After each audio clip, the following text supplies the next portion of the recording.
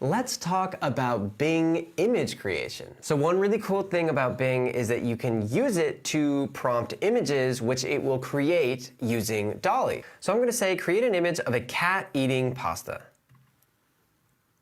We see the little window that Bing is trying to create the image. And here we have our 4 different images. You can iterate with Bing right in the chat here. You could say, make it more realistic, change the pasta to pizza. So let's try that. You could, of course, come up with your own iterations, your own changes if you thought something else. So here we have our cats eating pizza. You can see it's powered by DALL-E. And let's go ahead and click one of these.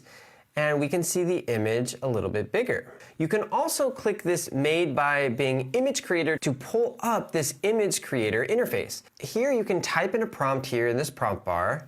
You'll notice that you will probably start with 99 boosts here, which are effectively tokens, and you spend them per creation.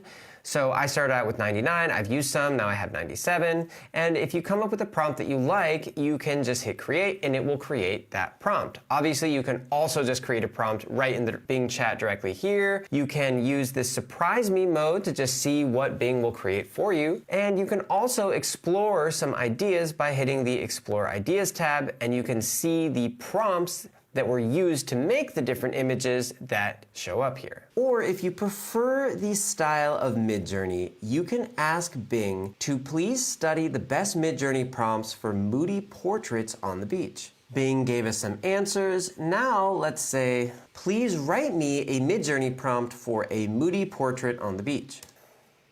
What we did was we showed Bing what we were interested in. Bing found some relevant websites. Then we asked Bing to write the prompt, and it was able to remember what it just said, so it knew what websites and what kind of information to pull from. Now, if we jump over to Midjourney, let's try the prompt.